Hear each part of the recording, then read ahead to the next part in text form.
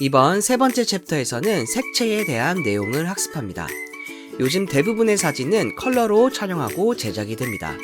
그래서 색이 사진에 미치는 영향은 굉장히 크다고 볼 수 있죠. 생소한 내용도 많겠지만 사진가라면 색에 대한 기본적인 지식을 알고 있어야 하고 사진기능사 시험에서 이 부분을 문제로 평가합니다. 색채의 기초 챕터에서 총 6가지 파트의 내용을 살펴볼 건데요. 색의 기본 성질, 색의 표시와 기준, 빛과 색의 혼합, 색각 이론, 그리고 색의 지각적인 효과와 감정적인 효과까지 살펴볼 거예요. 내용이 많지만 차근차근 저와 함께 알아보도록 하겠습니다. 첫 번째 파트, 색의 기본 성질부터 지금 시작해 보겠습니다. 색을 구성하는 세 가지 속성이 있습니다. 바로 색상, 명도, 채도인데요. 먼저 색상을 알아보겠습니다. 색상은 빨강, 노랑, 파랑처럼 다른 색과 구별되는 색 고유의 이름이나 종류를 의미합니다. 영어로 hue라고 하고 알파벳 H로 표시합니다. 색상은 오직 유채색에만 존재하며 흰색이나 검은색 같은 무채색에는 색상이라는 개념이 없습니다. 색상은 온도감을 전달하는 아주 중요한 요소인데요. 빨강, 주황, 노랑과 같은 난색 계열의 색상은 따뜻한 느낌을 주고 앞으로 튀어나와 보이는 진출 효과를 줍니다. 반면 파랑, 남색, 보라색과 같은 한색 계열의 색상은 차가운 느낌을 주고 뒤로 물러나 보이는 후퇴 효과를 줍니다. 명도는 색의 밝고 어두운 정도를 나타내는데요. 영어로 value라고 하고 V로 표시합니다. 또 라이트니스라고도 해요. 명도는 유채색과 무채색 모두에 존재하며 가장 밝은 색은 흰색, 가장 어두운 색은 검은색입니다. 명도에서 꼭 기억해야 할 포인트는 인간의 눈이 색의 3속성 중 명도에 가장 민감하게 반응한다는 것입니다. 명도 다음 색상, 그리고 채도 순으로 반응한다는 점 꼭 기억해 주세요. 또 명도에 따라 사진의 무게감이 다르게 느껴지는데요. 명도가 높으면 가볍게, 낮으면 무겁게 느껴집니다.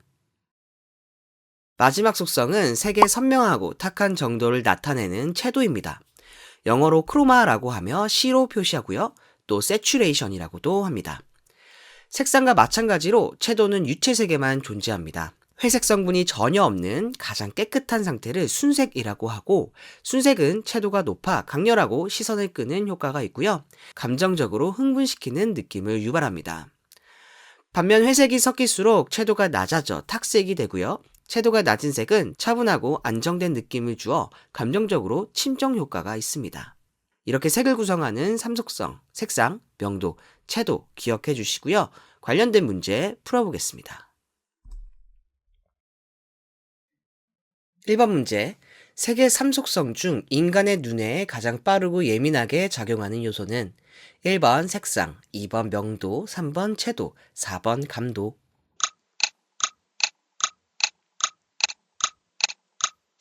네, 우선 색의 3속성은 앞서 알아봤듯이 색상, 명도, 채도고요. 그 중에서도 사람의 눈에 가장 예민하게 작용하는 요소가 있었습니다. 바로 명도였죠. 답은 2번입니다. 2번 문제, 어떤 색을 보고 흥분 또는 침정되는 것을 느낀다면 색의 3속성 중 어느 것과 가장 관계가 있는가? 1번 색상, 2번 명도, 3번 채도, 4번 유채색.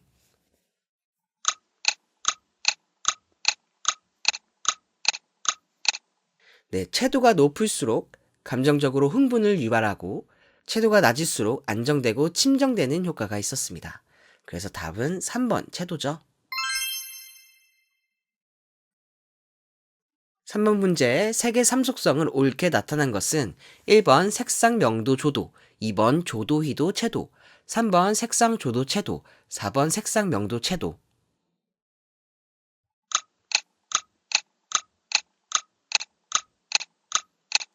네, 보기에서 보이는 조도와 휘도는 빛의 광량과 관련된 말이고요. 색의 3속성은 색상 명도 채도였습니다. 그래서 답은 4번.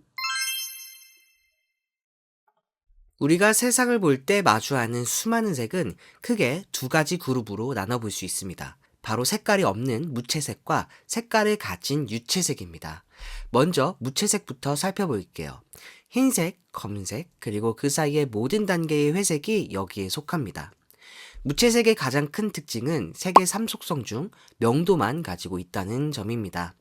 색상과 채도가 없기 때문에 따뜻하거나 차가운 느낌은 없지만 대신 가볍거나 무거운 느낌의 중량감을 효과적으로 표현할 수 있습니다. 명도는 색의 밝기 단계를 숫자로 구분하는 중성적인 색이라고 기억하시면 됩니다. 반면 유채색은 무채색을 제외한 모든 색을 말합니다. 유채색은 색상, 명도, 채도를 모두 가지고 있는 색의 형태고요. 빨강, 파랑처럼 고유의 이름을 가지며 밝고 어두운 정도뿐만 아니라 선명하고 탁한 정도의 채도까지 함께 표현할 수 있어서 다양한 색으로 나타낼 수 있습니다. 문제 풀어볼게요. 무채색에 대한 설명으로 옳지 않은 것은 1번 검은색, 회색, 흰색을 포함한다. 2번 색의 3속성 중 명도만 가지고 있다. 3번 반사율이 낮을수록 검은색이 된다. 4번 무채색은 빛의 삼원색을 포함한다.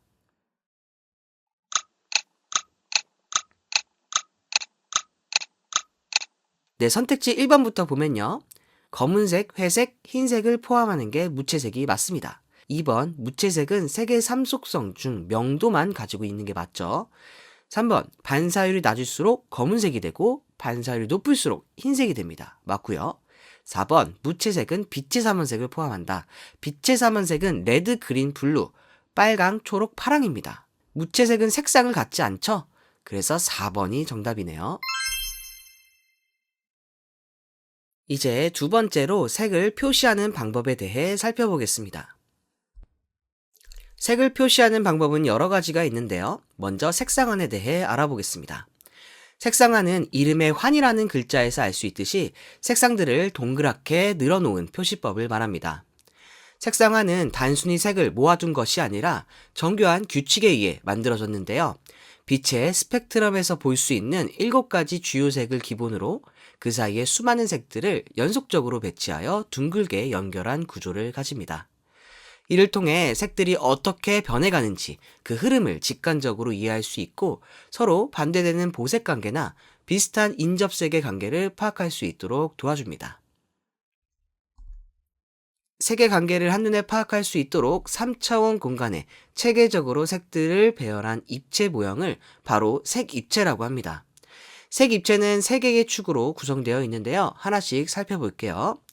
가장 먼저 중심을 수직으로 가로지르는 명도축입니다. 가장 위쪽은 완전한 흰색, 가장 아래쪽은 완전한 검은색이며 그 사이에는 여러 단계의 회색이 위치합니다.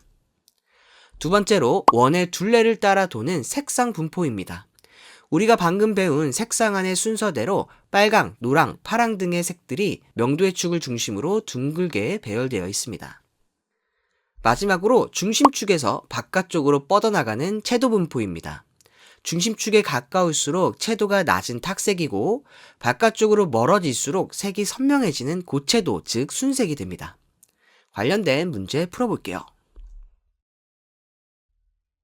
다음 그림은 색 입체를 나타낸 개념도이다. 어두운 빨강을 나타낸 곳은 1번 가, 2번 나, 3번 다, 4번 라.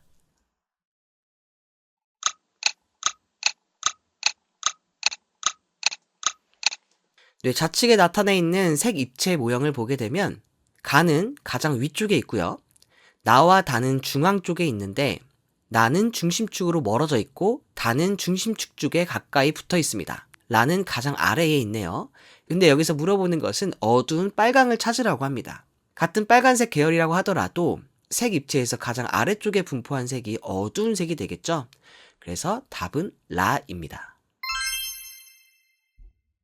앞서 배운 색 입체를 명도축을 포함해 수직으로 싹둑 자른 단면을 등색 상면이라고 합니다. 등색 상면으로 색을 보는 가장 큰 이유는 특정 색상 계열이 가질 수 있는 모든 톤을 한눈에 파악하기 위해서입니다. 화면 우측에 등색 상면을 같이 보면 중심에는 흰색에서 검은색으로 이어지는 무채색의 명도축이 자리 잡고 있습니다.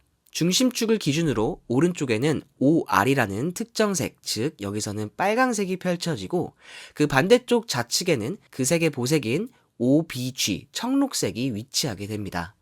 전체적으로 중심에서 바깥쪽으로 나갈수록 채도는 높아지고 위아래로 움직일수록 명도가 변하는 것을 볼 수 있죠. 결국 등색 상면은 특정 색상과 그 보색과의 관계, 그리고 명도와 채도에 따른 미묘한 색 변화를 유용하게 파악할 수 있는 도구가 될 수 있습니다. 그럼 등색 상면 문제 풀어볼게요. 색의 삼속성과 색 입체에 관한 설명 중 옳은 것은 1번 무채색은 색상 명도 채도를 모두 가지고 있다. 2번 색 입체를 무채색 축을 중심으로 수직으로 자르면 무채색 축 좌우의 보색 관계에 있는 두 색이 나타난다. 3번 물리적인 측면에서 시간 반사율과 명도와는 상관없다. 4번 채도는 방사선으로 표시하고 안쪽인 중심부로 가까이 올수록 채도가 높아진다.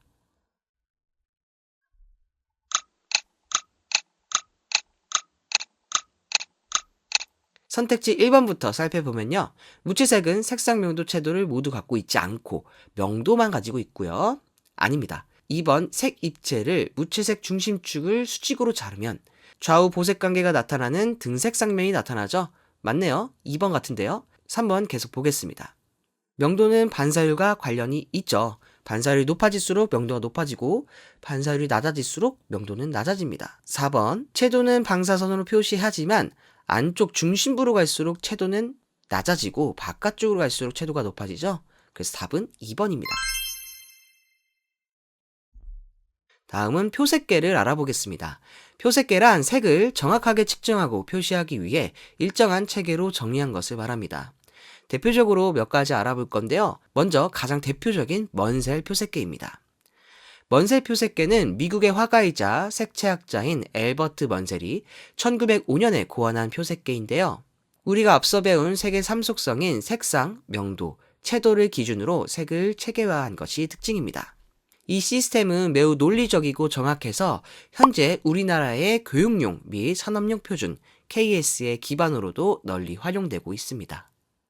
먼셀은 색을 더 세밀하게 나누기 위해 색상환 구조를 만들었는데요. 먼저 가장 기본이 되는 5가지 주요 색상인 빨강, 노랑, 초록, 파랑, 보라를 정했습니다. 그리고 그 사이에 주황, 연두, 청록, 남색, 자주라는 5가지의 중간 색상을 더해 총 10가지의 기본 색상을 원형으로 배치했죠. 여기서 끝이 아니라 이 10개의 색상을 다시 각각 10단계로 아주 정밀하게 나눴습니다. 결과적으로 먼셀의 색상안에서는 총 100가지의 색상을 표현할 수 있게 됩니다. 앞서 우리가 살펴봤던 색 입체가 바로 이 먼셀 색 입체를 보여드렸던 건데요. 마찬가지로 중앙의 수직축은 명도를 나타내고요. 위로 갈수록 고명도, 아래로 갈수록 저명도를 나타냅니다. 그리고 원주 방향 둘레는 색상을 나타내는데요. 색상 안의 순서로 배열이 되어 있고요. 그리고 중심 원으로 바깥쪽으로 가는 방사 방향은 채도를 나타냅니다. 중심 쪽으로 갈수록 채도가 낮은 저채도고 바깥쪽으로 갈수록 채도가 높은 고채도라는 거 기억해 주시면 되겠습니다. 먼셀 색체계는 색의 삼속성인 색상, 명도, 채도를 기준으로 한다고 말씀드렸죠. 색상을 H, 명도를 V, 채도를 C로 표시합니다. 그리고 색을 표시할 때는 HV/C 형식으로 나타내는데요. 색상, 명도, 채도를 순서대로 적는 거죠. 예를 들어 화면 우측에 OR4/14는 색상은 OR, 빨강을 나타내고 명도는 4단계, 채도는 14단계인 아주 선명한 빨강을 의미합니다. 중간에 슬래시를 기준으로 앞이 밝기, 뒤가 채도라는 거 명확하게 구분해서 기억해 주시고요. 무채색은 색상이 없기 때문에 색상을 뜻하는 H 대신 중성, 뉴트럴을 뜻하는 N을 쓰고 뒤에 명도, 채도를 적습니다. 근데 무채색은 채도 또한 없기 때문에 채도를 생략해서 간단하게 N, O 이런 식으로 적는 경우가 많습니다. 이렇게 매우 중요한 먼셀 표색계 알아봤고요. 문제 풀어보겠습니다. 다음 중 먼셀 표색계의 설명으로 옳은 것은 1번 우리나라에서는 색의 삼속성에 의한 표시 방법이라는 제목으로 한국산업표준에서 채택하였고 색채 교육용으로도 활용되고 있다. 2번 회전온색의 색채 분할 면적의 비율을 변화시켜 여러 색을 만들고 그것과 등색인 것을 색표로 나타낸 원리이며 기호로서 백색량, 흑색량을 표시한다. 3번 자연적인 색채계로 논리적인 색채계로서 인간이 어떻게 색을 보느냐에 기초하고 있다. 4번 독일의 화학자 오스트발트가 1916년에 표색계의 개념을 발표하였다.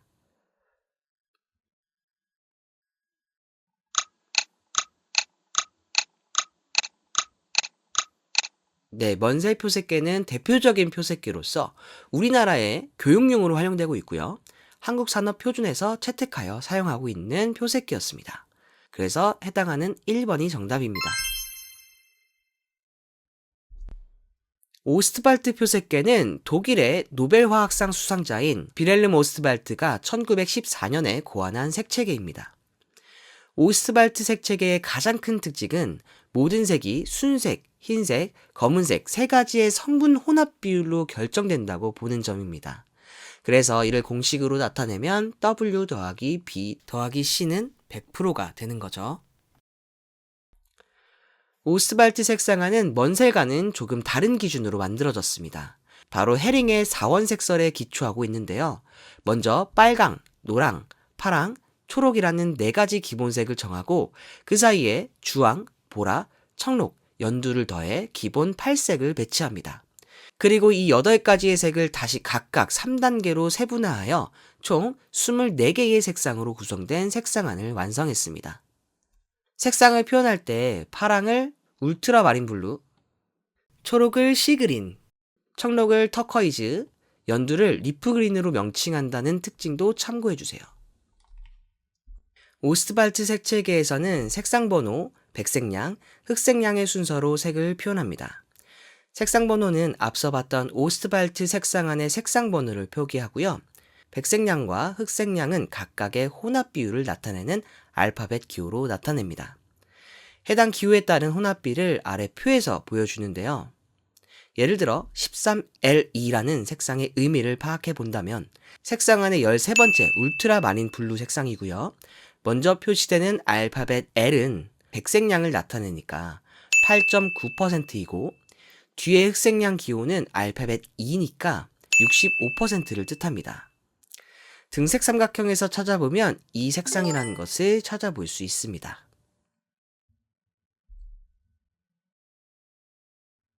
문제 풀어볼게요. 오스트발트 색채계에 대한 설명이 옳은 것은 1번 옐로우의 보색은 터커이즈이다. 2번 색상번호, 흑색량, 백색량의 순서로 색을 표기한다. 3번 어떤 색의 보색은 반드시 그 색의 10번째에 있다. 4번 색상화는 헤링의 4원색설을 기본으로 한다.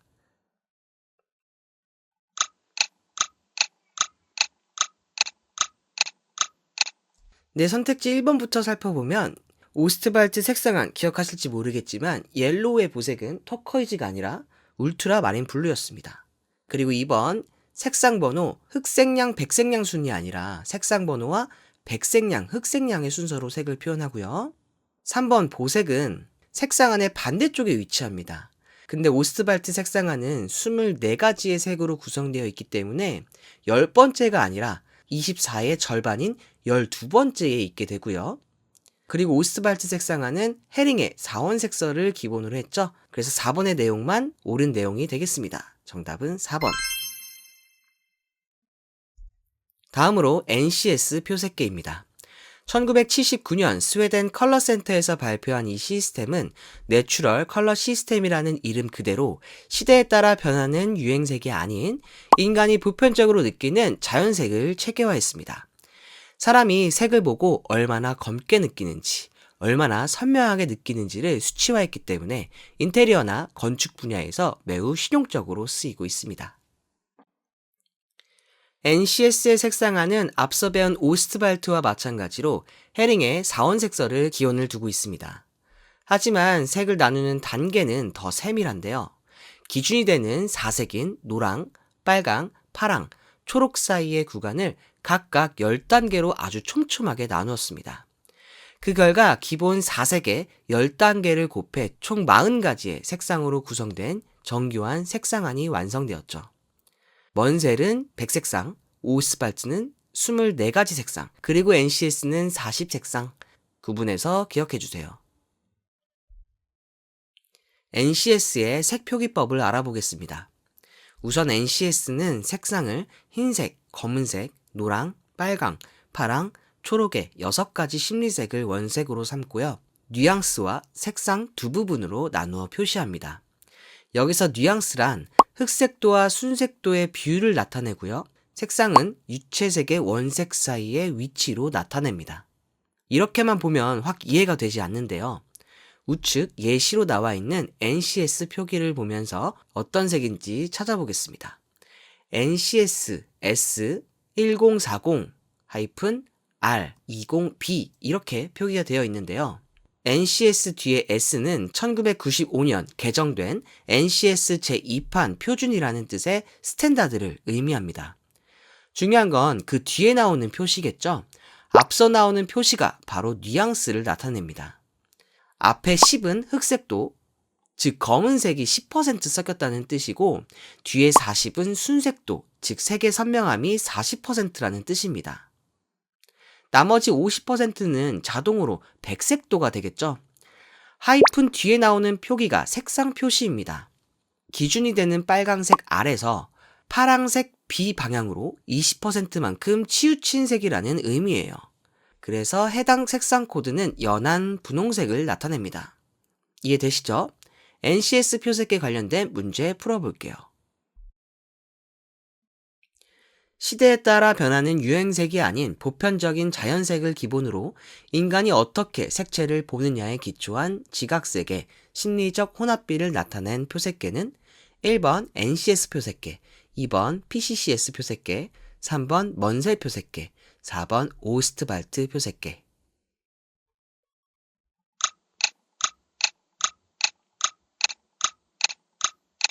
네, 시대에 따라 변하는 유행색이 아니라 보편적인 자연색을 기본으로 인간이 어떻게 색채를 지각하는지를 나타내는 표색계였습니다. 방금 알아봤던 NCS 표색계죠? 답은 1번입니다. 다음으로 일본 색채 연구소가 1965년에 발표한 PCCS 표색계입니다. Practical Color Coordinate System. 의 약어인 PCCS의 탄생 목적은 아주 뚜렷합니다. 바로 색채 조화를 더 쉽게 이해하고 적용하기 위해서인데요.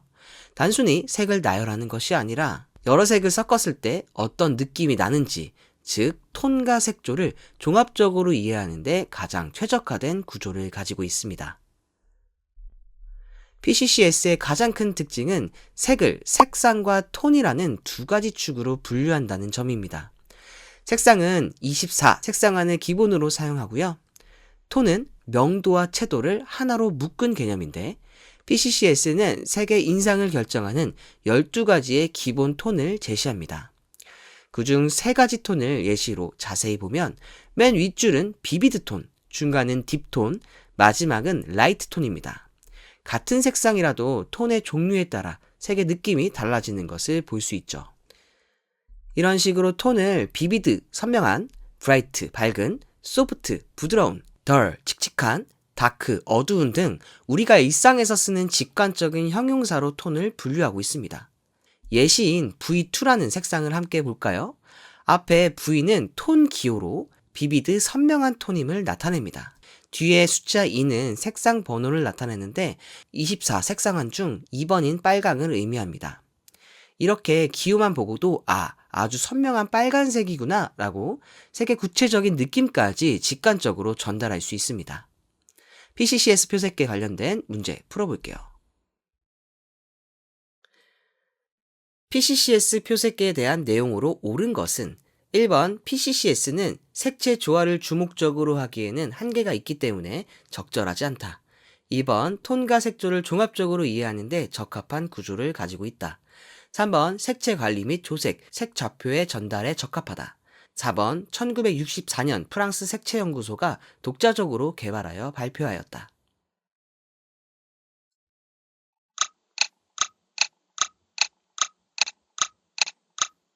네, 1번부터 살펴보면요. PCCS는 색채 조화를 주 목적으로 하고 있기 때문에 적합한 표색계였습니다. 아니고요. 2번 톤과 색조를 종합적으로 이해하는 데 적합한 구조를 가지고 있다. 네, PCCS에 맞는 내용입니다. 답 2번 같고요.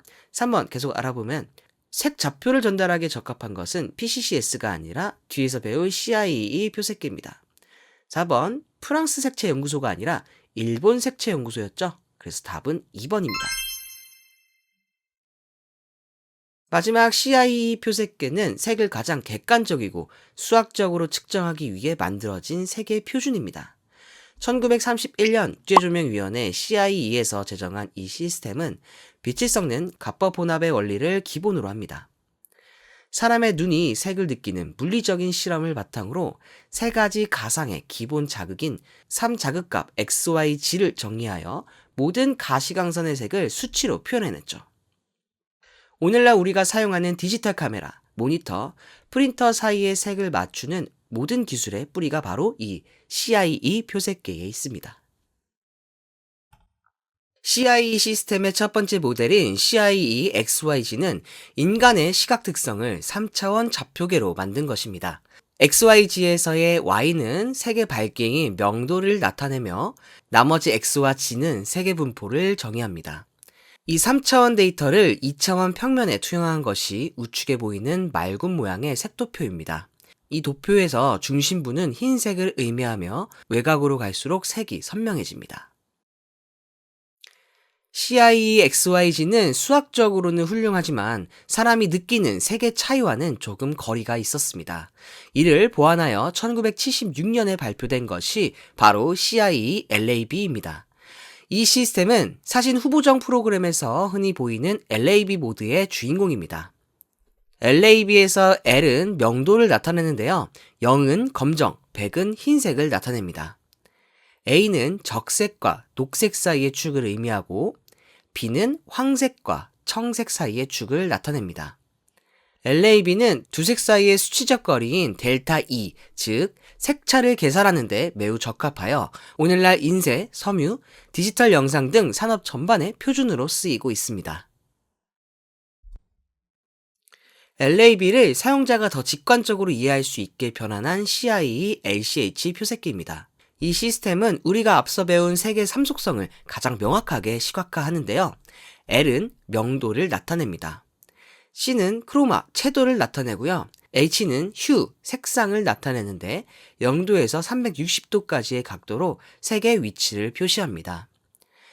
각 속성들이 독립적으로 분리되어 있어 색 관리나 보정 시 각 요소를 따로 조절하기에 매우 유용합니다. 원통형 좌표계라는 구조적 특징도 참고해 주시면 될 것 같아요. CIE 관련된 문제 풀어보겠습니다. CIE 색채 규정의 설명으로 옳지 않은 것은 1번 국제조명위원회에서 제정한 색채 규정이다. 2. 빛의 특성을 수치화하여 추상적인 빛의 속성을 객관적으로 표준화하였다. 3. 가상 삼원색인 XYG를 사용해 모든 색을 재현할 수 있는 색공간을 정의했다. 4. 물감의 삼원색인 레드, 그린, 블루로 색을 재현할 수 있다.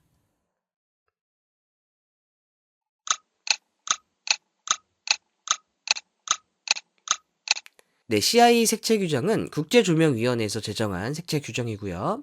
빛의 특성을 객관적으로 수치화해서 표준화하였고요. 그리고 가상 삼원색인 XYG를 이용해서 색공간을 정했습니다. 4번은 물감의 삼원색 레드, 그린, 블루라고 되어 있는데요. 물감의 삼원색은 CMY죠. 사이안, 마젠타, 옐로우입니다. 그래서 옳지 않은 내용이기 때문에 답은 4번입니다.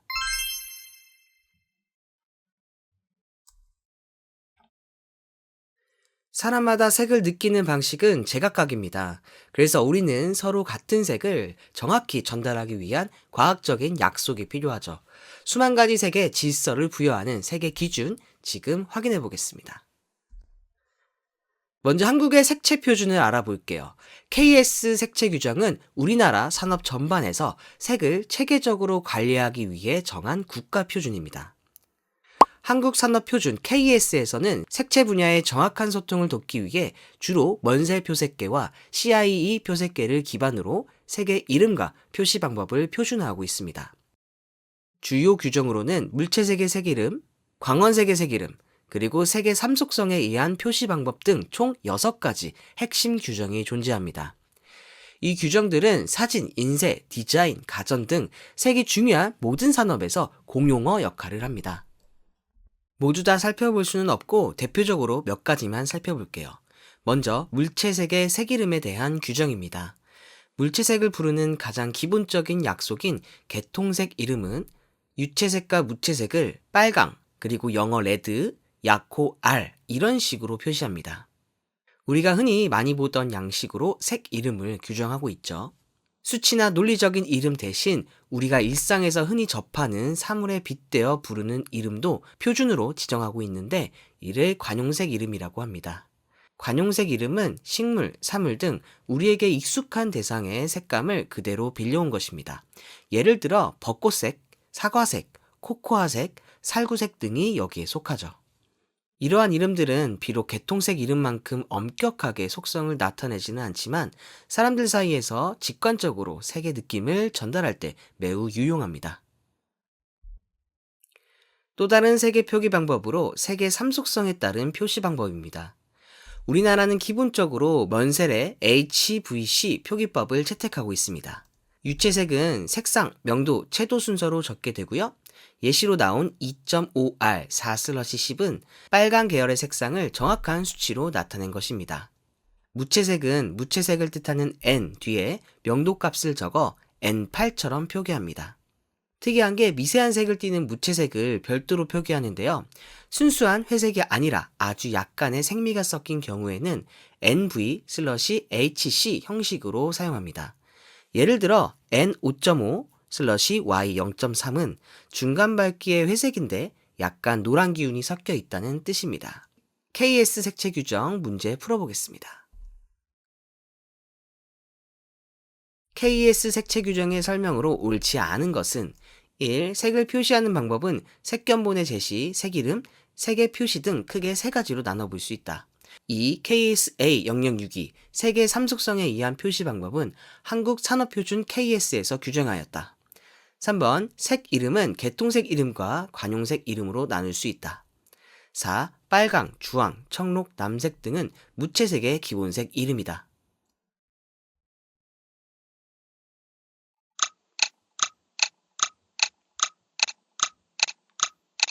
네, KS 색채 규정은 색을 표시하는 방법으로 색견본의 제시, 색 이름, 색의 표시 등 크게 세 가지로 하고 있고요. 색의 삼속성에 의한 표시 방법을 한국산업표준 KS에서 규정하고 있습니다. 또 색 이름은 개통색 이름과 관용색 이름으로 표시를 했었죠. 4번의 빨강, 주황, 청록, 남색은 무채색이 아니라 유채색의 기본색 이름이었습니다. 그래서 답은 4번. 이제 국제적으로 규정하고 있는 색채 규정을 알아보겠습니다. 먼저 ISO 색채 규정은 국제표준화 기구에서 제정한 국제 규정입니다. ISO 규정은 인쇄, 디지털 영상, 조명 등 다양한 분야에서 색의 일관성과 품질을 보장하기 위해 사용됩니다.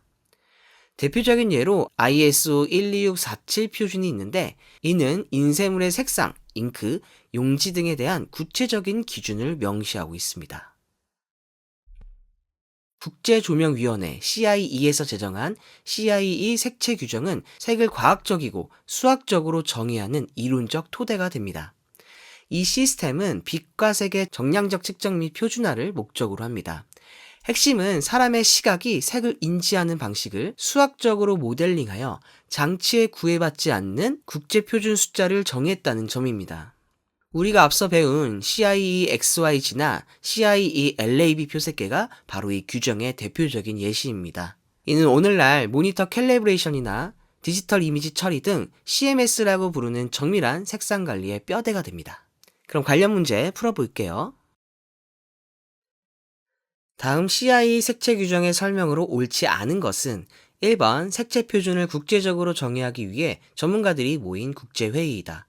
2. 빛의 삼원색인 사이언, 마젠타, 옐로우로 색을 재현할 수 있다. 3. 빛의 속성을 정량적으로 정함으로써 감각적이고 추상적인 빛의 속성을 객관적으로 표준화하였다. 4. 가상 삼원색강에 의한 삼자극치를 XYG라고 표기했다.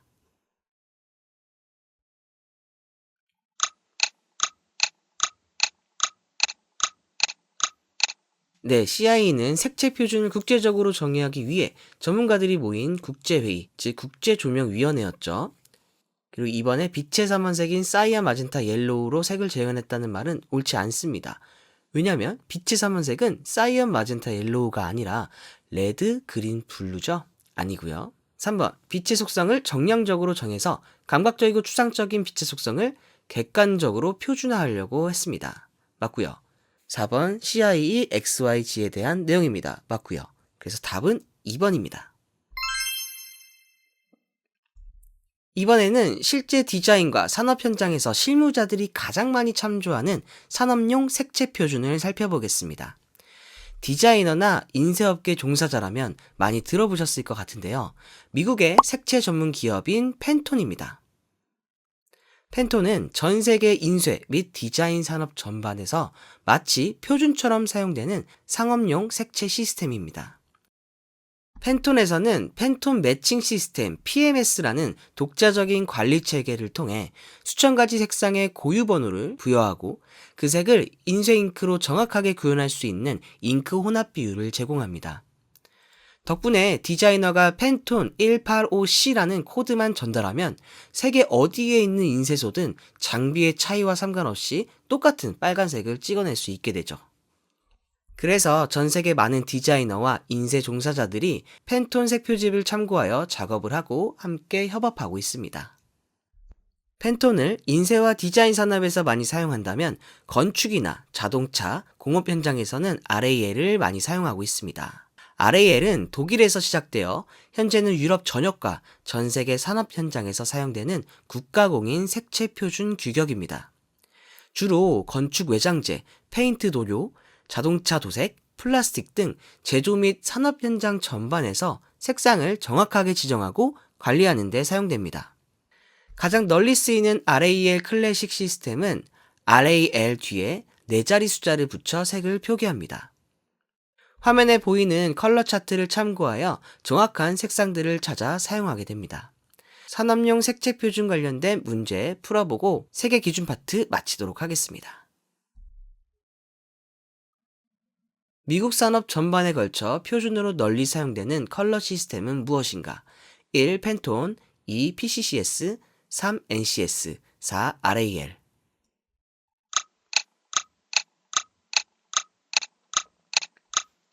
네, 미국 산업 전반에 걸쳐 사용되는 산업용 색채 표준은 팬톤이었죠?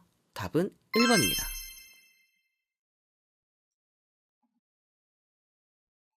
자, 이제 빛과 색을 혼합하는 방식들을 하나씩 알아보겠습니다. 우리가 사진의 재료가 되는 빛들을 섞어서 수많은 색들을 만들어내죠. 그 비밀은 바로 가산 혼합의 원리에 있습니다. 흔히 가색법이라고도 많이 불리는 원리를 통해 빛의 색들을 혼합하여 새로운 색을 만들어냅니다. 먼저 기억해야 할 것은 1차 색이 되는 빛의 삼원색입니다. 바로 빨강, 초록, 파랑, 각각 영어로 레드, 그린, 블루고요. 우리가 흔히 말하는 RGB입니다. 이 세 가지 빛만 있으면 세상의 거의 모든 색을 만들어낼 수 있습니다. 그럼 이 빛들을 섞어볼까요? 빨강과 초록을 섞으면 노랑이 됩니다. 초록과 파랑을 섞으면 사이언, 청록이 만들어지고요. 파랑과 빨강을 섞으면 마젠타가 만들어집니다. 그리고 이 레드, 그린, 블루, RGB를 모두 같은 비율로 섞으면 순수한 흰색의 빛이 됩니다. 이렇게 1차 색인 빛의 삼원색을 섞어서 만들어지는 색상을 2차 색이라고 하고 빛은 혼합할수록 명도가 높아지게 됩니다. 이러한 가산 혼합은 우리가 매일 보는 TV, 컴퓨터 모니터, 스마트폰 화면, 그리고 빔 프로젝터까지 스스로 빛을 내는 장치들의 기본 원리가 됩니다. 앞서 살펴봤던 빛의 삼원색은 빨강, 초록, 파랑, 레드, 그린, 블루입니다. 영어 앞글자만 따면 RGB라고 부르죠. 색료, 물감에도 삼원색이 있는데요. 사이언, 마젠타, 옐로우, 앞글자만 따서 CMY입니다. 이 둘은 서로 대표적인 보색 관계입니다. 서로 마주보고 있는 색이 보색 관계가 되는 거예요. 우리는 빛의 삼원색과 색료의 삼원색을 순서대로 암기를 할 겁니다. RGB, CMY 이런 식으로요. RGB, CMY. 앞으로 빛과 색들을 각각 혼합하는 문제가 많이 출제가 되는데 순서대로 암기를 하고 있어야 쉽게 이해할 수 있습니다. 앞서 가산 혼합을 배웠으니까 빛을 혼합해 볼게요. 먼저 레드와 그린을 섞으면 무슨 색이 될까요? 네, 이렇게 혼합하는 두 색의 보색이 아닌 색이 됩니다. 그러면 레드와 그린 색상의 빛을 썼기 때문에 그 보색인 사이언과 마젠타가 아닌 색, 즉 옐로우가 되는 거예요. 그러면 초록, 그린과 파랑, 블루를 섞으면 어떻게 될까요? 초록과 파랑의 보색은 각각 마젠타와 노랑이기 때문에 그 두 색이 아닌 사이언이 되는 겁니다. 감이 오시죠? 그러면 빨강 레드와 파랑 블루를 섞으면 무슨 색이 될까요? 네, 빨강과 파랑의 보색, 사이언과 노랑이 아닌 색, 즉 마젠타가 되겠죠. 다시 빨강빛에 다른 1차 색들을 섞어 볼 건데요. 레드에 그린을 섞으면 무슨 색이 될까요?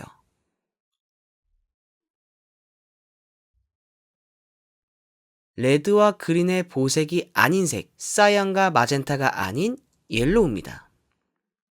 그러면 레드에 블루를 섞으면 마젠타. 이제 그린 색상에 섞어 볼 거예요. 그린에 레드를 섞으면 그린과 레드의 보색이 아닌 색, 옐로우고요. 그린에 블루를 섞으면 그린과 블루의 보색이 아닌 색, 사이언입니다. 이번엔 파란색에 섞어 볼게요. 블루에 레드를 섞으면 마젠타, 블루에 그린을 섞으면 사이언입니다.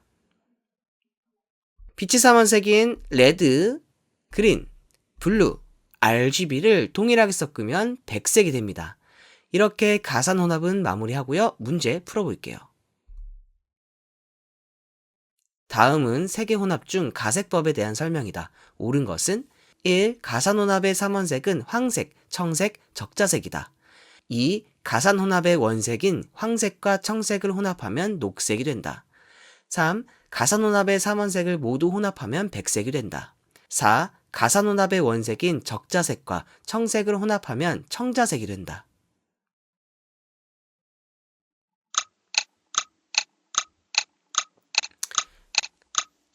네, 1번부터 살펴보면요. 가산혼합의 삼원색은 레드, 그린, 블루였죠. 빨강, 초록, 파랑이었습니다. 아니고요. 2번 가산혼합의 원색, 황색과 청색을 혼합했네요. 근데 가산혼합은 빛을 섞는 거고 빛의 삼원색은 RGB입니다. 황색은 옐로우, Y이기 때문에 해당되지가 않아요. 적색, 녹색, 청색입니다. 2번 아니고요. 3번 가산혼합의 삼원색을 모두 혼합하면 백색이 됩니다. 맞죠? 빛은 섞을수록 밝아지고 이 세 가지 원색을 동일한 비율로 섞으면 백색이 됩니다. 맞고요. 3번이 답이네요. 4번 가산혼합의 원색은 적색, 청색, 녹색이었습니다. 여기서 말하는 적자색은 마젠타를 의미하고요. 마젠타는 가산혼합의 원색이 아니라 감산혼합의 원색입니다. 아니고요. 그래서 답은 3번이네요. 빛의 혼합을 이해했다면 이제 우리가 직접 물감을 썼거나 사진을 인화할 때 적용되는 감산혼합에 대해 알아보겠습니다. 사이언, 마젠타, 옐로우, 염료의 삼원색을 혼합하여 색상을 표현하는 방식을 감산혼합이라고 합니다. 감색법이라고도 부르는 이 방식은 염료 물감의 색들을 섞어서 새로운 색의 염료를 만드는 방식입니다. 1차 색이 되는 색류의 삼원색은 사이언, 마젠타, 옐로우 색상이고요. 사이언과 마젠타를 섞으면 블루 색상이 나타나고 사이언과 옐로우를 섞으면 그린, 마젠타와 옐로우를 섞으면 레드 색상이 나타납니다. 사이언, 마젠타, 옐로우 세 색상의 염료를 동일한 양으로 섞으면 검은색으로 나타나게 돼요. 그래서 결론적으로 2차 색으로는 레드, 그린, 블루, 블랙이 나타납니다. 물감은 섞을수록 명도와 채도가 낮아진다는 특성이 있고요. 이 방식은 인쇄물, 잉크젯 프린터, 그림, 페인트, 그리고 사진의 인화 과정에서 필수적으로 사용됩니다. 아까 말씀드렸듯이 물감의 삼원색과 빛의 삼원색은 서로 보색 관계였죠? 이번에는 물감의 삼원색을 섞어 볼 건데요. 원리는 동일합니다. 두 개의 물감을 섞으면 보색이 아닌 색이 되는 거예요. 그러면 사이언과 마젠타를 섞으면 사이언과 마젠타의 보색이 아닌 색, 레드와 그린이 아닌 색은 파랑이죠. 블루가 되고요.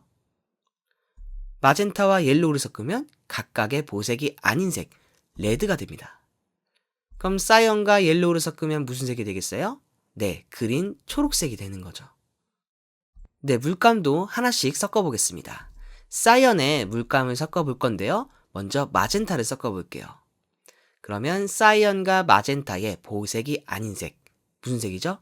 네, 파랑색이 되고요.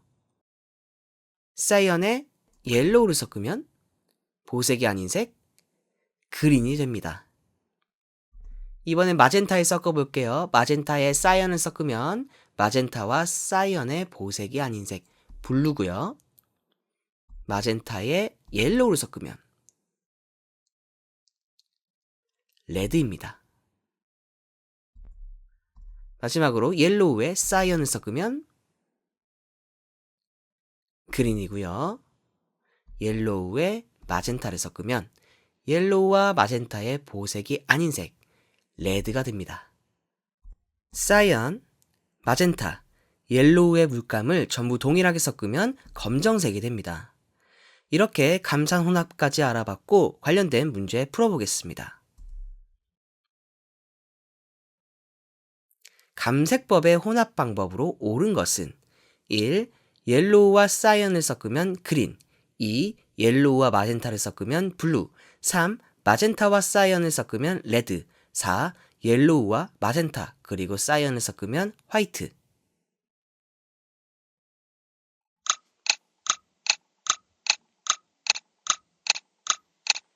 네, 이렇게 빛의 색을 섞거나 물감의 색을 섞는 문제들이 굉장히 많이 출제가 됩니다.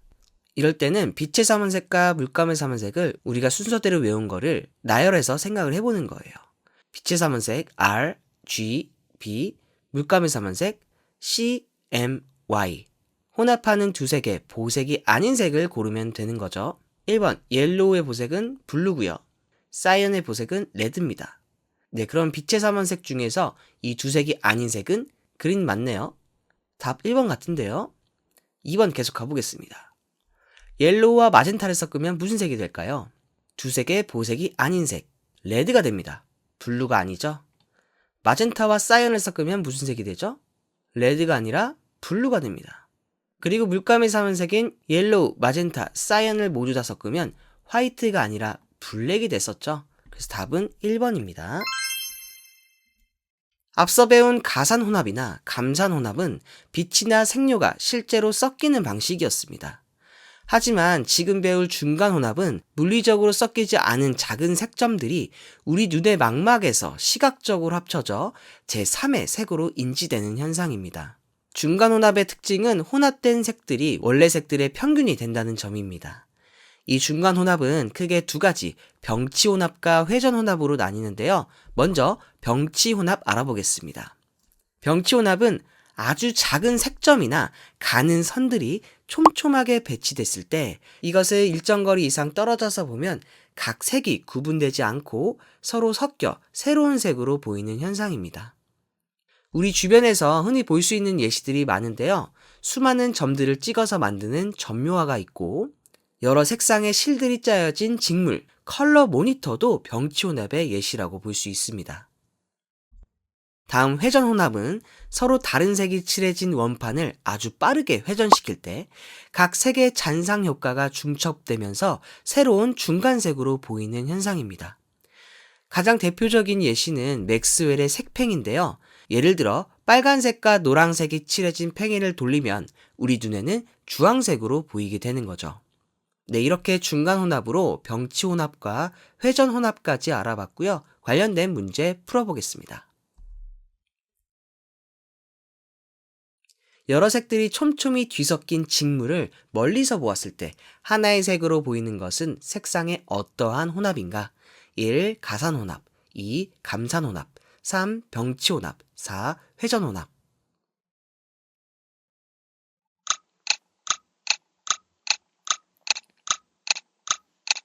네, 색들이 촘촘하게 뒤섞였을 때 색들이 구분되지 않고 하나의 색으로 보이는 현상이었죠? 바로 병치혼합이었습니다. 답은 3번. 가산혼합과 감산혼합을 배우면서 RGB와 CMY의 관계가 묘하게 얽혀 있다는 것을 느끼셨을 겁니다. 앞서 언급되었지만 그 관계가 바로 보색 관계입니다.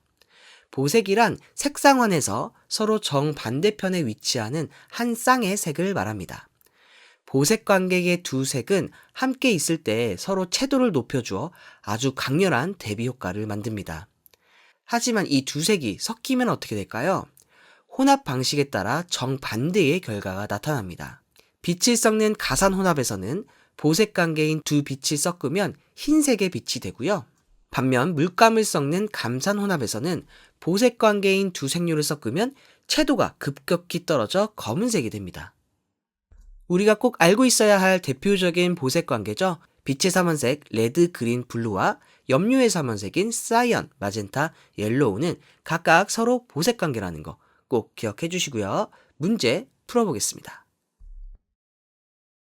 빛의 삼원색 RGB와 색류의 삼원색 CMY의 보색 관계가 올바르게 짝지어진 것은 1번 레드와 옐로우, 2번 블루와 레드, 3번 블루와 사이언, 4번 그린과 마젠타.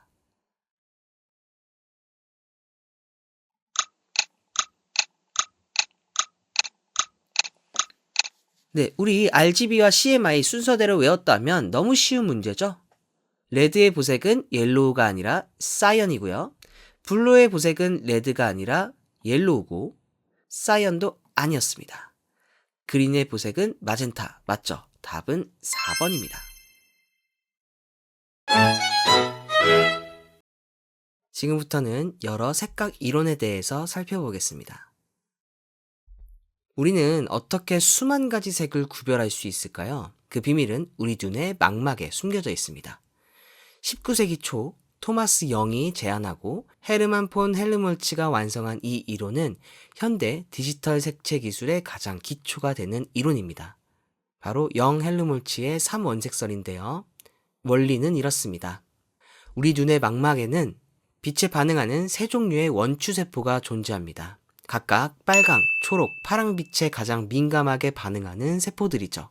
우리가 어떤 색을 볼 때 이 세 가지 원추세포가 각각 어느 정도 흥분하느냐에 따라 뇌가 그 정보를 조합해 최종적인 색을 인지하게 됩니다. 예를 들어 빨간색과 초록색 원추세포가 동시에 강하게 자극받으면 우리 뇌는 이를 노란색으로 받아들이는 식입니다. 이 이론은 우리가 배운 가법 혼색의 원리를 설명하는 결정적인 증거가 됩니다. 오늘날 우리가 사용하는 컬러 모니터, 디지털 카메라의 센서, 스캐너 등 모든 디지털 색채 기기들이 바로 인간의 이 시각 구조를 그대로 본떠서 만들어졌다고 볼 수 있습니다.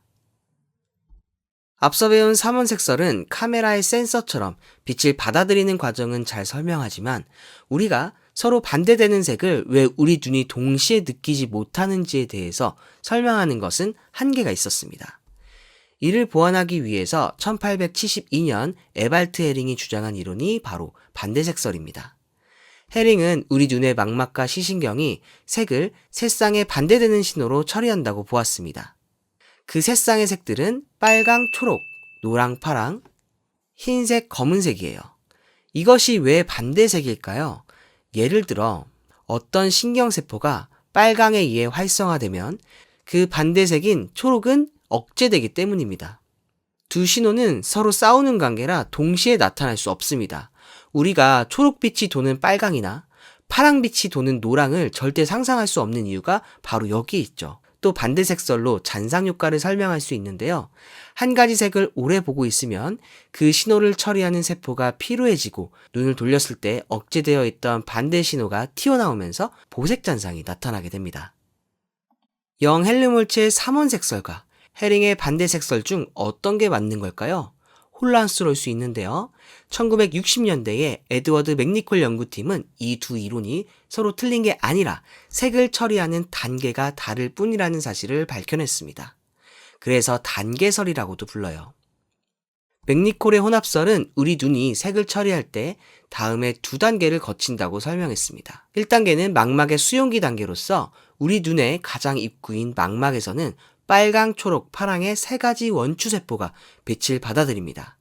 이 단계는 빛이 물리적으로 섞이는 색의 혼합 현상이나 생맹이나 색약 등 색각 이상 현상을 설명하는 데 아주 적합합니다. 2단계는 신경계와 뇌의 전달 단계인데요.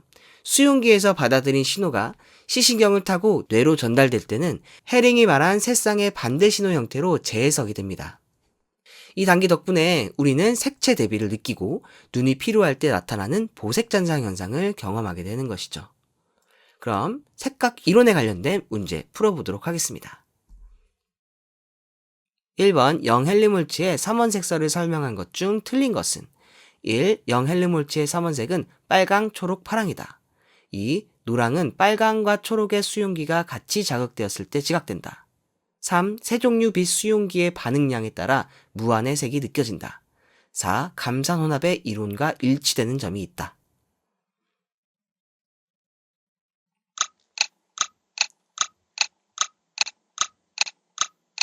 네, 영헬리몰츠의 삼원색설을 생각할 때 가법 혼합을 생각하시면 편합니다. 1번 영헬리몰츠의 삼원색은 빛의 삼원색인 빨강, 초록, 파랑이었죠. 그리고 노랑은 빨강, 초록의 수용기가 같이 자극되었을 때 지각이 됩니다. 빨강과 초록의 빛을 섞었다고 생각하시면 돼요. 3번 세 종류의 수용기의 반응량에 따라서 무한의 색을 느낄 수가 있고요. 4번 감산 혼합의 이론과 일치되는 것이 아니라 가산 혼합의 이론과 일치되는 점이죠. 그래서 답은 4번입니다. 이번 문제 해링의 반대 색설에 의한 짝이 아닌 것은 1. 노랑과 파랑 2. 흰색과 검정 3. 빨강과 녹색 4. 연두와 보라.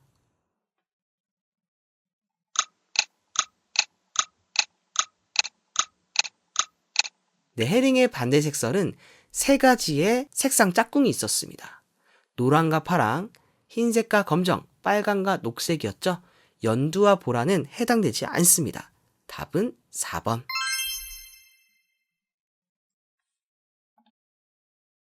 이제 우리가 배운 색들이 실제 환경에서 우리 눈에 어떻게 읽히는지 알아보겠습니다. 색의 지각적인 효과들을 하나씩 살펴볼게요. 먼저 명시성이란 두 가지 이상의 색을 함께 배치했을 때 멀리서도 그 내용이 얼마나 명확하게 인지되는가를 의미합니다. 명시성을 결정하는 가장 큰 요인은 바로 명도 차이입니다. 배경과 대상의 밝기 차이가 크면 클수록 명시성은 더욱 높아집니다. 색상 차이 또한 명시도를 높이는 요소가 된다는 거 기억해 주시고요. 그럼 가장 명시성이 높은 색의 조합은 무엇일까요? 바로 검은색 바탕 위에 노란색입니다. 명도가 아주 낮은 검은색 배경에 명도가 가장 높은 노란색을 배치하면 노란색 요소가 굉장히 눈에 잘 들어오게 되죠. 검은색 배경일 때는 노란색과 주황색의 명시도가 높아지고 보라색과 파란색은 명시도가 떨어집니다. 반면 흰색 배경일 때는 보라색과 파란색의 명시도가 높아지고 노란과 주황색의 명시도가 낮아집니다. 또한 유채색끼리 배치할 때는 서로 정반대 성격인 보색 관계일 때 명시성이 더 높아집니다. 사진 촬영 시에도 주제가 되는 피사체를 배경과 보색 관계나 큰 명도 차이로 배치한다면 시선을 단번에 사로잡는 강력한 명시성을 확보할 수 있겠죠. 명시성 관련된 문제 풀어보겠습니다. 색의 명시성에 관한 설명 중 옳은 것은 1번 색의 명시성은 주위색과는 관계없이 독립적이다. 2번 색의 명시성은 색의 삼속성 중 색상의 효과가 가장 크다. 3번 색의 명시성은 명도에 가장 큰 영향을 받는다. 4번 황색 배경의 흑색 글씨는 황색 배경의 적색 글씨보다 색의 명시성이 낮다.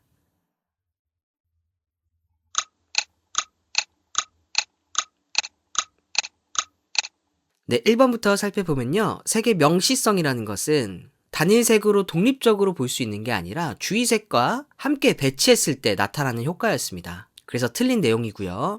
2번, 색의 명시성은 색의 삼속성 중 명도 효과가 가장 크죠? 3번, 명시성은 명도에 가장 큰 영향을 받는다. 이게 옳은 내용이네요. 4번 계속 보면은 황색 배경의 흑색 글씨는 황색 배경의 적색 글씨보다 명시성이 더 높겠죠. 왜냐하면 황색 배경과 흑색 글씨가 적색 글씨보다는 더 명도차가 더 크기 때문입니다. 그래서 틀린 내용입니다. 답은 3번. 잔상이란 강한 시각적 자극을 받은 후에 그 자극이 사라졌음에도 불구하고 시각적인 경험이 뇌에 계속해서 남아있는 현상을 말합니다. 크게 원래 자극과 똑같은 느낌이 남는 정의잔상과 반대되는 느낌이 남는 부해잔상 두 가지로 나뉩니다. 먼저 정의잔상은 원래 자극과 동일한 색과 밝기로 나타나는 잔상입니다.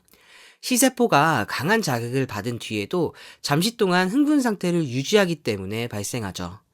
가장 대표적인 예시는 어두운 곳에서 카메라 플래시가 터졌을 때 눈앞에 잠시 동안 그 하얀 불빛의 형태가 남아있는 현상입니다. 부해잔상은 원래 자극과 반대되는 색과 밝기로 나타나는 현상입니다. 우리가 앞서 배운 헤링의 반대색설 기억하시죠? 특정 색을 감지하는 원추세포가 피로해지면 시선을 옮겼을 때 나머지 원추세포들이 상대적으로 더 강하게 반응하면서 나타나는 결과입니다. 특히 유채색의 경우 원래 색의 보색이 잔상으로 나타나기 때문에 보색잔상이라고도 부릅니다. 예를 들어 노란색 피사체를 아주 오랫동안 뚫어지게 본 후 흰 벽을 보면 잠시 동안 그 보색인 남색이 잔상으로 보이게 됩니다. 시험에서는 보색 잔상이 자주 나오니까 특히 잘 기억해 주시고요. 저희 잠깐 보색 잔상을 직접 체험해 볼게요. 영상 멈추시고 우측 이미지 중앙에 있는 흰 점을 약 30초 동안 응시한 후에 바로 주변의 흰색 벽을 바라보시면 됩니다. 영상 멈추시고 시작하시면 돼요. 시작! 네, 그림과 반대되는 색과 밝기가 눈에 계속 떠다니는 것을 경험해 볼 수가 있었습니다. 그럼 잔상과 관련된 문제 풀어볼게요. 노란색을 한동안 응시하다가 흰색으로 시선을 옮겼을 때 남색이 잠깐 보이다가 사라졌다면 어떤 현상 때문인가? 1. 계속 대비 2. 보색 잔상 3. 정의 잔상 4. 연변 대비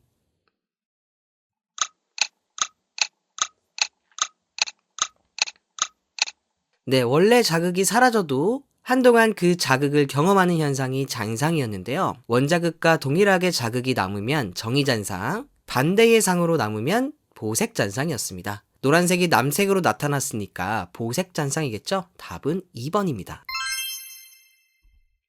이제 색의 대비 현상을 살펴볼 건데요. 대비란 두 가지 이상의 색이 서로 인접해 있을 때 그 색들이 서로에게 영향을 주어 실제와 다르게 보이는 시각 현상을 말합니다.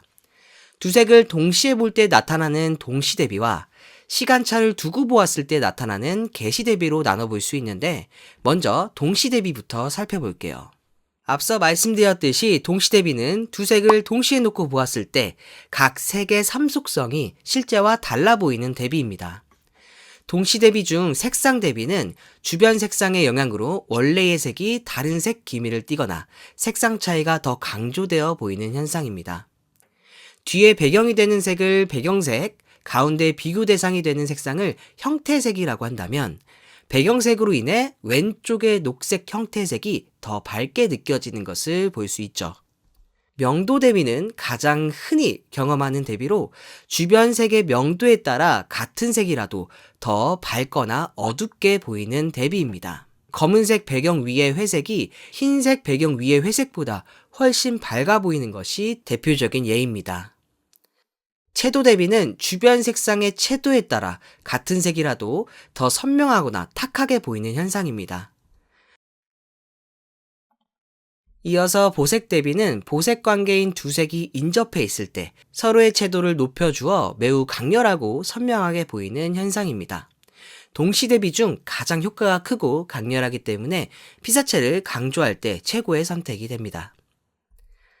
한난 대비는 따뜻한 느낌의 난색과 차가운 느낌의 한색이 인접해 있을 때 따뜻한 색은 더 따뜻하게, 차가운 색은 더 차갑게 느껴지는 현상입니다.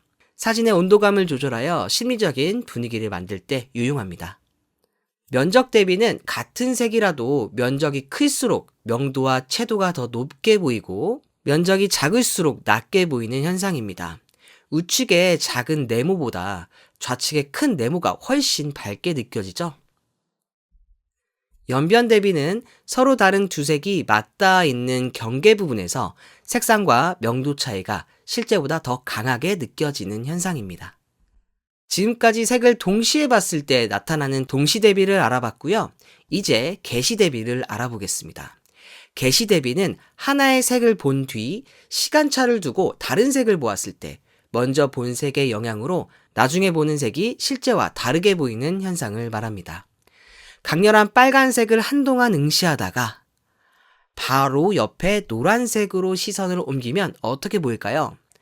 빨간색의 보색 잔상인 청록색 기운이 노란색과 합쳐지면서 우리 눈에는 실제 노란색보다 훨씬 연두색에 가깝게 인지됩니다. 이게 바로 개시 대비예요. 이 현상이 일어나는 결정적인 이유는 바로 우리가 앞서 배웠던 부의 잔상 때문입니다. 먼저 본 색의 잔상이 내 눈에 투명 필름처럼 남아있다가 다음 보는 색 위에 겹쳐지면서 색을 왜곡시키게 되는 거죠. 네, 이렇게 색의 대비 알아봤고 관련된 문제 풀어보겠습니다.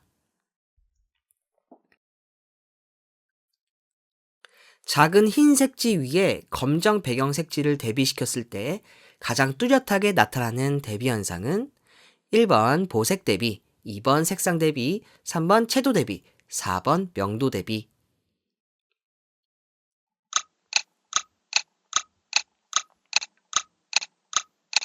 네, 흰색과 검정은 색상이 없는 무채색이죠. 그렇기 때문에 두 색지를 같이 대비했을 때 뚜렷하게 나타나는 것은 명도 차이를 우리가 느낄 수가 있겠죠.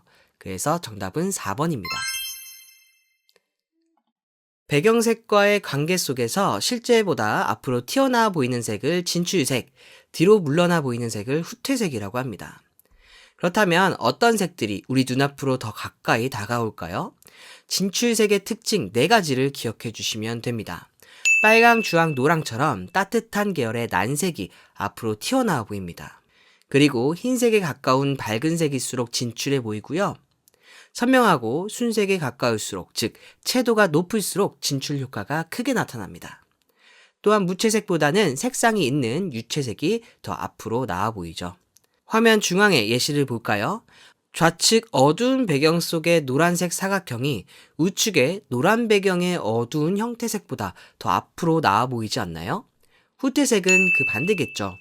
차가운 계열의 한색일수록 저명도와 저채도일수록, 그리고 무채색일수록 뒤로 물러나 보이는 후퇴색이 됩니다. 색의 진출과 후퇴 관련된 문제 풀어볼게요. 다음 그림에서 A 부분이 가장 앞으로 나와 보이게 하려면 어떤 색이 가장 적합한가? 1번 자주, 2번 감청, 3번 노랑, 4번 남색.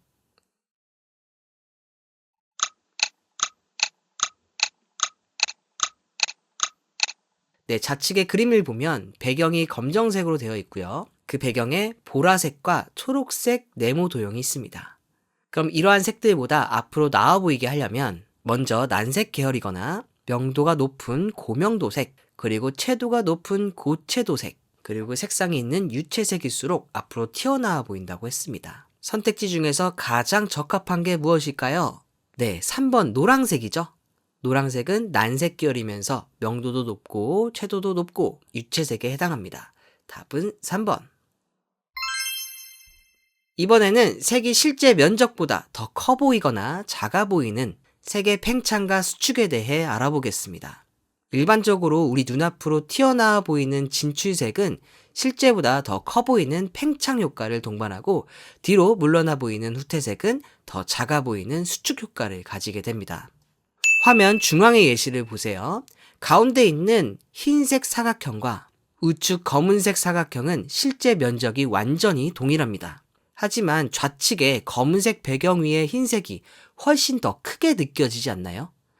이처럼 색은 공간에서의 거리감뿐만 아니라 대상의 볼륨감까지 결정하는 요소가 될 수 있습니다.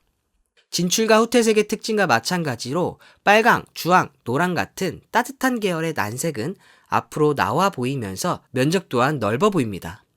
밝은 색일수록 빛을 반사하며 주변으로 팽창하려는 성질이 강하고요. 반대로 파랑, 남색 등의 한색과 어두운 색일수록 빛을 흡수하며 대상은 실제보다 작고 축소되어 보이게 만듭니다. 색의 팽창과 수축 관련된 문제 풀어볼게요. 색의 진출과 후퇴, 팽창과 수축에 대한 일반적인 설명 중 틀린 것은 1번 장파장 쪽 색상이 진출해 보이고 단파장 쪽 색상은 후퇴해 보인다. 2번 밝은 색은 진출해 보이고 어두운 색은 후퇴해 보인다. 3번 어두운 색은 밝은 색보다 크게 보인다. 4번 가운데 있는 색보다 배경의 색이 밝으면 그 가운데 있는 색은 작게 보인다.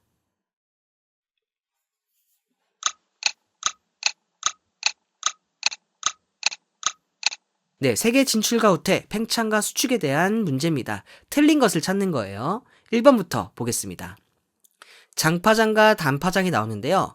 우리 이전에 알아봤듯이 장파장일수록 빨간색 쪽이고요. 단파장일수록 남색, 보라색 쪽이었습니다. 빨간과 노란과 같은 난색일수록 앞으로 진출해 보이고 파랑, 보라, 남색과 같은 한색은 뒤로 물러나 보이는 후퇴색이었죠. 그래서 1번은 맞는 내용입니다. 2번 밝은 고명도일수록 진출해 보이고 저명도색은 후퇴해 보이는 게 맞죠. 3번 어두운 색은 밝은 색보다 크게 보이는 게 아니라 작아 보입니다. 저명도일수록 수축해 보이는 효과가 있었죠. 3번이 틀린 내용이네요. 4번 가운데 있는 색보다 배경색이 밝으면 그 가운데 있는 형태색은 명도가 더 낮기 때문에 작게 보이는 게 맞죠. 그래서 답은 3번입니다.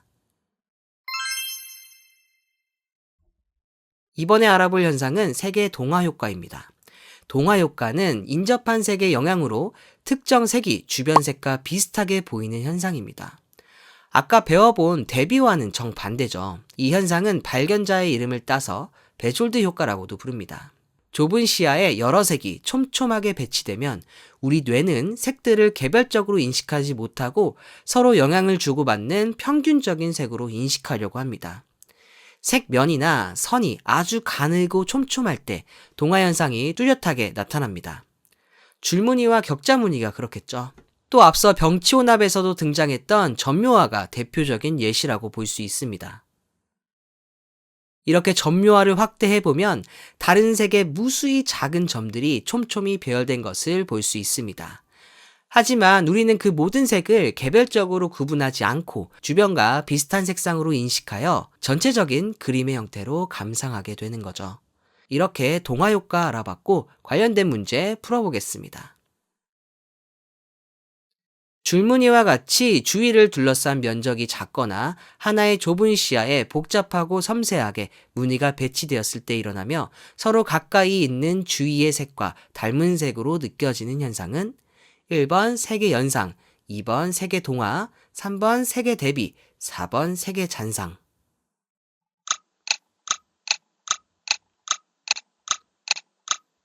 네, 방금 알아봤듯이 줄무늬와 같이 다른 색들이 촘촘하게 배치되어 있을 때 각각 개별적인 색상으로 인식하는 것이 아니라 주위 색과 닮은 색으로 느껴지는 현상은 색의 동화 효과였습니다. 답은 2번. 우리의 눈과 뇌는 조명 환경이 변하더라도 사물의 색을 원래의 색으로 일정하게 인지하려는 시각적 특성을 가지고 있습니다. 쉽게 말해 수능은 주변 환경에 시각이 적응하는 과정이라고 이해하시면 됩니다. 수능은 크게 명수능과 암수능 그리고 색상수능으로 나눠볼 수 있는데요. 먼저 명수능에 대해 알아보겠습니다. 저희가 어두운 터널을 지나 밝은 곳으로 나올 때 주변의 빛이 굉장히 밝아져도 처음에 눈이 조금 부시다가 금방 괜찮아지죠? 이처럼 어두운 곳에서 갑자기 밝은 곳으로 나갔을 때 빛에 덜 민감한 원추체가 눈의 감도를 빠르게 낮추면서 작용합니다. 이는 약 수초에서 1, 2분 내외로 비교적 빠르게 일어나는 현상입니다. 반면 암수능은 반대로 밝은 곳에서 갑자기 어두운 곳으로 들어갔을 때 일어나는 현상인데요. 주변이 갑자기 어두워지면 빛에 매우 민감한 간상체가 서서히 활성화되면서 눈의 감도를 높입니다. 그래서 처음에는 주변이 잘 안 보이다가 어둠 속에서 서서히 주변의 환경을 볼 수 있게 되죠. 암수능은 명수능보다 훨씬 느리게 진행되며 완전히 적응하는데 30분 이상 걸리기도 합니다.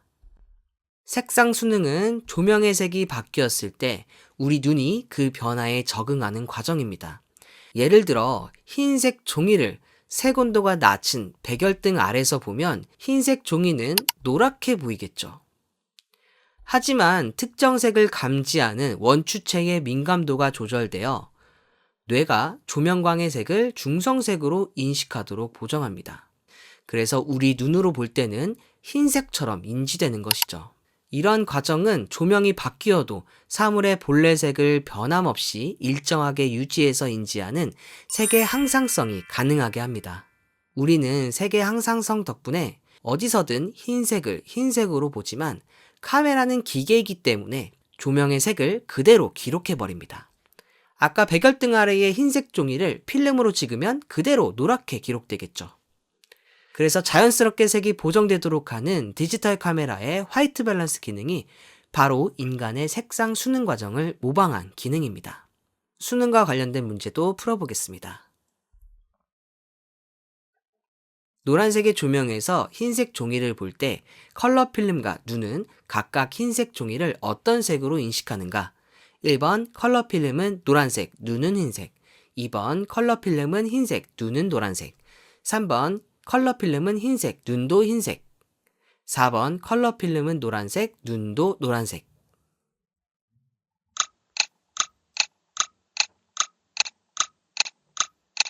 네, 노란 조명 아래서 흰색 종이를 볼 때 앞서 배운 색상 수능으로 인해서 사람의 눈은 항상성을 유지하게 됩니다.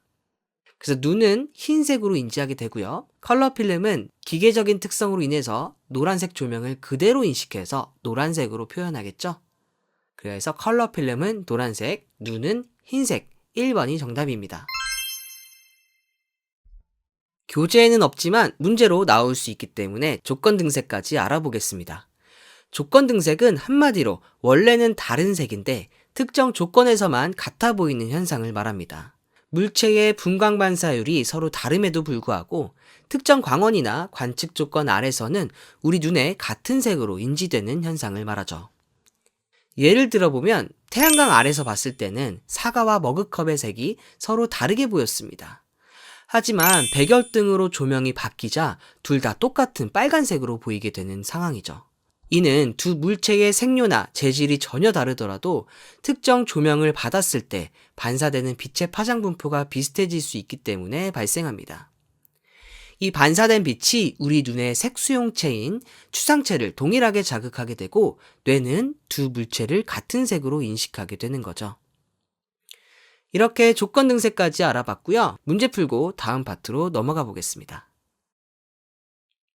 분광 반사율이 다른 두 가지의 색이 특정 관측 조건에서 같은 색으로 보이는 것은 1. 광원색, 2. 간섭색, 3. 조건 등색, 4. 조명색.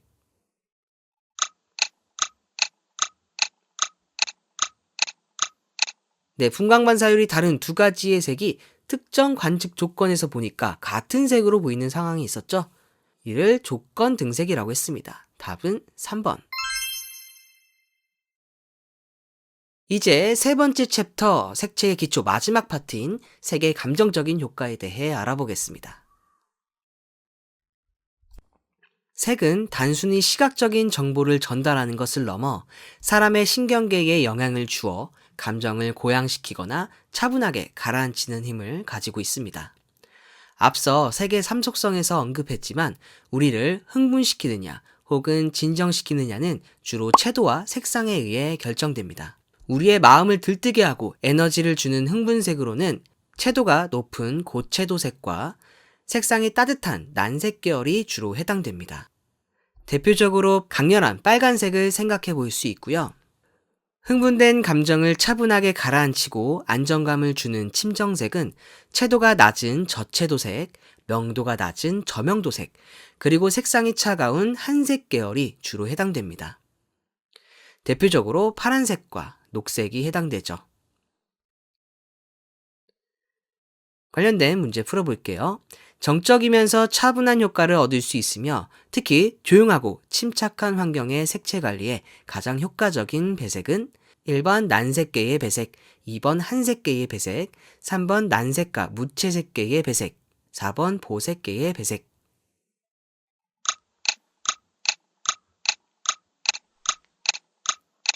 네, 색으로 인해서 침정되는 효과를 얻을 수 있는 색상을 찾는 문제네요.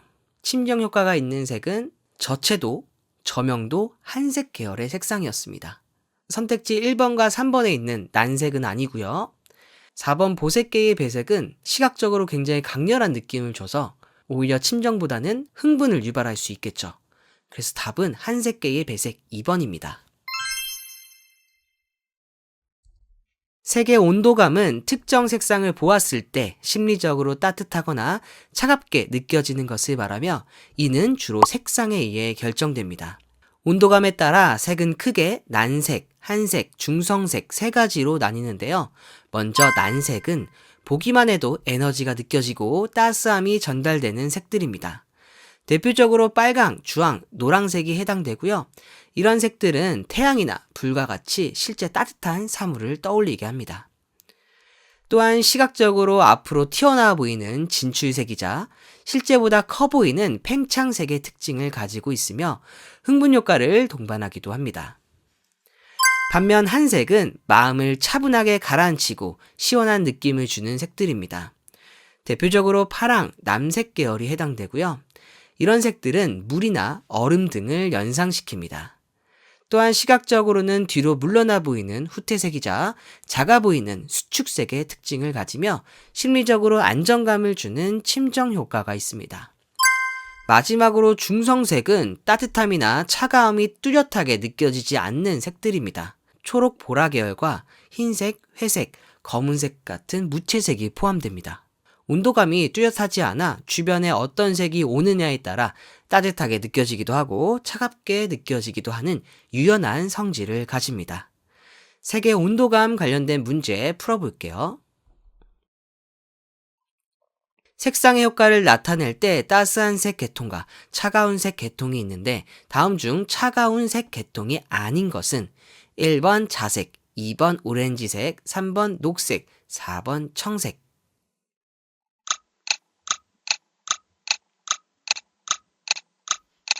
네, 보기 중에서 난색 계열의 색상을 찾으면 되겠죠? 선택지 1번의 자색은 보라색을 말합니다.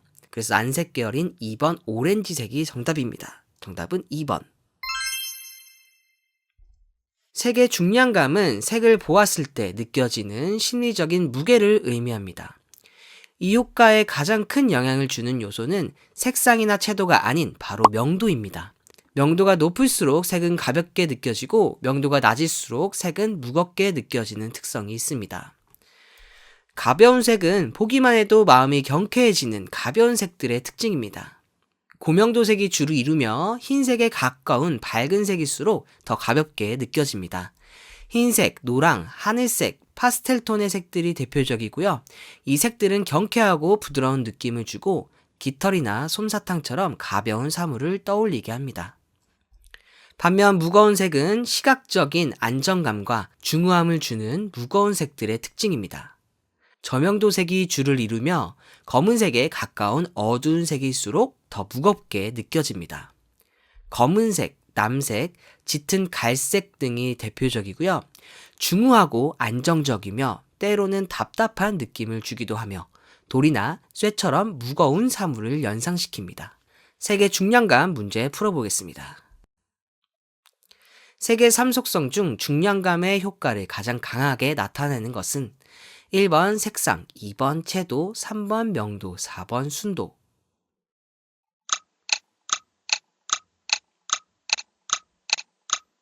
색을 보고 무겁거나 가볍게 느껴지는 중량감에 가장 큰 영향을 주는 것은 바로 명도였습니다. 명도가 높을수록 가벼운 느낌이었고요. 명도가 어두울수록 무겁고 중후한 느낌을 주었습니다. 그래서 답은 3번이죠. 경영감은 색을 통해 촉각적인 자극을 느끼는 현상으로 인테리어나 제품 디자인 그리고 사진의 질감을 표현할 때 매우 중요한 요소입니다. 색이 단단하게 느껴지는지 혹은 부드럽게 느껴지는지는 주로 채도와 명도의 영향을 받습니다. 단단한 느낌의 경감색은 표면이 매끄럽고 견고한 느낌을 주는 색들의 특징입니다. 채도가 높은 고채도색과 명도 대비가 강한 색들이 주로 해당됩니다. 원색에 가까운 순색이나 선명한 빨강, 파랑 등이 대표적이고 이러한 색들은 차갑고 긴장된 분위기를 유발하며 금속이나 플라스틱처럼 딱딱한 재질을 떠올리게 합니다. 반면 부드러운 느낌의 색, 연감색은 포근하고 유연하며 질감이 느껴지는 색들의 특징입니다. 채도가 낮은 저채도색과 명도 대비가 약한 색들이 주로 해당되고요. 회색이 섞인 탁색이나 흰색이 섞인 파스텔 톤의 색들이 대표적이고 아이보리, 연분홍, 옅은 회색 또한 대표적인 색들이라고 볼 수 있습니다. 이러한 색들은 따뜻하고 이완된 편안한 느낌을 주며 솜이나 직물처럼 부드러운 재질을 연상시킵니다. 계절감은 특정 색을 봤을 때 각 계절의 대표적인 자연환경에 대한 우리의 경험이 학습되어 특정 계절이 연상되는 효과입니다. 먼저 봄은 새싹이 돋아나고 꽃이 피어나는 생동감 넘치는 계절이죠. 그래서 전체적으로 밝고 따뜻하며 선명한 톤이 주를 이룹니다. 가볍고 화사하며 생동감 있는 느낌을 주고요. 봄의 계절감을 나타내는 대표적인 색으로는 노랑, 연두, 개나리색, 복숭아색, 하늘색 등이 있습니다. 여름은 강렬한 태양과 짙은 녹음, 시원한 바다가 연상되는 계절입니다. 그래서 선명하고 강하며 시원한 톤의 색들이 주를 이룹니다. 원색에 가깝고 채도가 높은 색상 계열이 특징입니다. 대표적으로는 노랑, 짙은 파랑, 청록, 선명한 빨강, 흰색, 녹색 등이 있습니다. 가을은 단풍이 들고 곡식이 익어가는 풍요롭고 차분한 계절이죠. 차분하고 깊으며 풍성한 톤의 색들이 주를 이루고요. 따뜻하면서도 채도가 낮은 난색 계열이 주로 사용됩니다. 대표 색상으로는 주황, 갈색, 황토색, 베이지, 카키, 버건디 등이 있습니다. 마지막 겨울은 눈 덮인 풍경과 앙상한 나뭇가지가 연상되는 차가운 계절입니다. 그래서 차갑고 강하며 무채색에 가까운 톤의 색들이 주를 이룹니다. 명도와 채도 대비가 강한 색상 계열이 특징이고요. 대표색으로는 검은색, 흰색, 회색, 차가운 파랑, 선명한 빨강 등이 있습니다. 네, 계절감 문제 풀어볼게요. 아래 색상 중 가을의 계절 감각을 느끼는 색은 1. 황록색, 연한자색, 2번 황색, 청자색, 포도색, 3번 진한 녹색, 감청색, 4번 회색의 한색 계통색.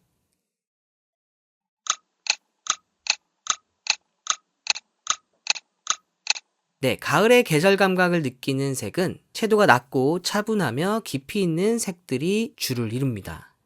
보기 중에 해당되는 것은 2번 황색, 청자색, 포도색이고요. 1번 보기는 봄의 계절, 3번 보기는 여름, 4번 보기는 겨울에 해당합니다. 답은 2번입니다. 색의 감정적인 효과, 그 마지막 시간으로 색의 연상에 대해 알아보겠습니다. 우리가 특정 색을 보았을 때 단순히 빨갛다, 파랗다 라고 느끼는 것을 넘어 머릿속 어떤 이미지나 감정 혹은 구체적인 사물을 떠올리는 현상을 말합니다. 이는 개인적인 경험과 문화적 배경에 따라 달라질 수 있겠지만 일반적으로 보편적인 공감대를 형성하고 있습니다. 아래 표는 무채색을 봤을 때 떠오르는 연상을 나열해 봤는데요. 영상 잠깐 멈추시고 한번 쭉 보시고 참고하시면 되겠습니다. 다음은 유채색을 봤을 때 연상되는 것들을 나열해 봤는데요. 유채색은 밝은 색과 순색, 어두운 색을 나눠서 나열을 해보았습니다. 먼저 빨강색, 주황색, 노란색, 난색 계열의 색상을 봤을 때 떠오르는 연상들 쭉 한번 봐주시고요. 다음으로 연두색, 초록색, 파란색을 봤을 때 각각 떠오르는 연상입니다. 마지막으로 남색, 보라색, 자주색을 봤을 때 각각 떠오르는 연상 쭉 한번 봐주시고요. 마지막 연상 관련된 문제 풀고 마치도록 하겠습니다. 연지색을 보고 입술 연지나 요염함을 생각했다거나 루비와 같은 보석을 관련시켰다면 이것은 주로 색에 대한 어떤 작용이나 현상 때문인가? 1번 색의 대비 현상, 2번 색의 동화 현상, 3번 색의 연상작용, 4번 색의 잔상 현상.